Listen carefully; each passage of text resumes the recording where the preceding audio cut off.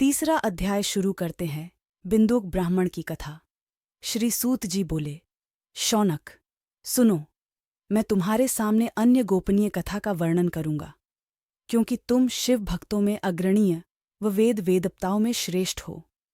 समुद्र के निकटवर्ती प्रदेश में वाशकल नामक गांव है, जहां वैदिक धर्म से विमुख महापापी मनुष्य रहते हैं। वे सभी दुष्ट हैं एवं उनका मन दूषित विषय भोगों में ही लगा रहता है। वे देवताओं एवं भाग्य पर विश्वास नहीं करते। वे सभी कुटिल वृत्ति वाले हैं, किसानी करते हैं और विभिन्न प्रकार के अस्त्र शस्त्र रखते हैं। वे व्यभिचारी हैं। वे इस बात से पूर्णतः अनजान हैं कि ज्ञान, वैराग्य तथा सद्धर्म ही मनुष्य के लिए परम पुरुषार्थ है। वे सभी पशु बुद्धि हैं। अन्य समुदाय के उन्हीं की तरह बुरे विचार रखने वाले धर्म से विमुख है। वे नित्य कुकर्म में लगे रहते हैं एवं सदा विषय भोगों में डूबे रहते हैं। वहां की स्त्रियां भी बुरे स्वभाव की, स्वेच्छाचारिणी, पाप में डूबी, कुटिल सोच वाली और व्याभिचारिणी हैं। वे सभी सद्व्यवहार तथा सदाचार से सर्वथा शून्य हैं। वहां सिर्फ दुष्टों का निवास है। वाशकल नामक गांव में बिंदुक नाम का एक ब्राह्मण रहता था। वह अधर्मी, दुरात्मा एवं महापापी था। उसकी स्त्री बहुत सुंदर थी। उसका नाम चंचुला था। वह सदा उत्तम धर्म का पालन करती थी, परंतु बिंदुक वेश्यागामी था। इस तरह से कुकर्म करते हुए बहुत समय व्यतीत हो गया। उसकी स्त्री काम से पीड़ित होने पर भी, स्वधर्म नाश के भय से क्लेश सहकर भी काफी समय तक धर्म भ्रष्ट नहीं हुई।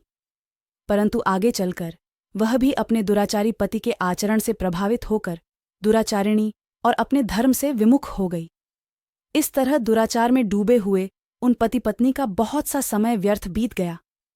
वेश्यागामी, दूषित बुद्धि वाला वह दुष्ट ब्राह्मण बिंदुक समयानुसार मृत्यु को प्राप्त हो नरक में चला गया। बहुत दिनों तक नरक के दुख भोगकर वह मंद बुद्धि पापी विंध्य पर्वत पर भयंकर पिशाच हुआ। इधर उस दुराचारी बिंदुक के मर जाने पर वह चंचुला नामक स्त्री बहुत समय तक पुत्रों के साथ अपने घर में रहती रही। पति की मृत्यु के बाद वह भी अपने धर्म से गिरकर पर पुरुषों का संग करने लगी थी। सतिया विपत्ति में भी अपने धर्म का पालन करना नहीं छोड़ती। यही तो तप है। तप कठिन तो होता है, लेकिन इसका फल मीठा होता है। विषयी इस सत्य को नहीं जानता, इसीलिए वह विषयों के विषफल का स्वाद लेते हुए भोग करता है। एक दिन देवयोग से किसी पुण्य पर्व के आने पर वह अपने भाई बंधुओं के साथ गोकर्ण क्षेत्र में गई। उसने तीर्थ के जल में स्नान किया एवं बंधुजनों के साथ यत्र तत्र घूमने लगी। घूमते घूमते वह एक देव मंदिर में गई। वहां ब्राह्मण के मुख से भगवान शिव की परम पवित्र एवं मंगलकारी कथा सुनी।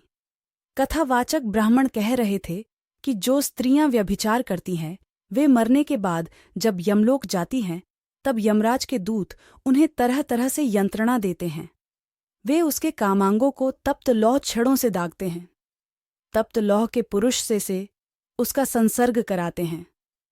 ये सारे देने वाले होते हैं कि जीव पुकार पुकार कर कहता है कि अब वह ऐसा नहीं करेगा, लेकिन यमदूत उसे छोड़ते नहीं। कर्मों का फल तो सभी को भोगना पड़ता है। देव, आरष्य, मनुष्य सभी इससे बंधे हुए हैं। ब्राह्मण के मुख से यह वैराग्य बढ़ाने वाली कथा सुनकर चंचुला भय से व्याकुल हो गई। कथा समाप्त होने पर सभी लोग चले गए। तब कथा बाँचने वाले ब्राह्मण देवता से चंचुला ने कहा, हे ब्राह्मण, धर्म को न जानने के कारण मेरे द्वारा बहुत बड़ा दुराचार हुआ है। स्वामी, मेरे ऊपर कृपा कर मेरा उद्धार कीजिए। आपके प्रवचन को सुनकर मुझे इस संसार से वैराग्य हो गया है। मुझे मुंड चित्त वाली पापिनी को धिक्कार है। मैं निंदा के योग्य हूं। मैं बुरे विषयों में फंसकर अपने धर्म से विमुख हो गई थी। कौन मुझ जैसी कुमार्ग में मन लगाने वाली पापिनी का साथ देगा? जब यमदूत मेरे गले में फंदा डालकर मुझे बांधकर ले जाएंगे और नरक में मेरे शरीर के टुकड़े करेंगे, तब मैं कैसे उन महायातनाओं को सहन कर पाऊंगी? मैं सब प्रकार से नष्ट हो गई हूं, क्योंकि अभी तक मैं हर तरह के पाप में डूबी रही हूं। हे ब्राह्मण, आप मेरे गुरु हैं। आप ही मेरे माता पिता हैं। मैं आपकी शरण में। मुझ अबला का अब उद्धार कीजिए। सूत जी कहते हैं, शौनक, इस प्रकार विलाप करती हुई चंचुला ब्राह्मण देवता के चरणों में गिर पड़ी। तब ब्राह्मण ने उसे कृपापूर्वक यहीं उठाया। पर तीसरा अध्याय बंद करते हुए मैं आपसे विदा लेता हूँ। आपसे फिर मुलाकात होगी। चौथे अध्याय। मैं आप सभी पाप कर्मों से बचे रहे, यही मैं आप लोगों से चाहता हूँ। धन्यवाद।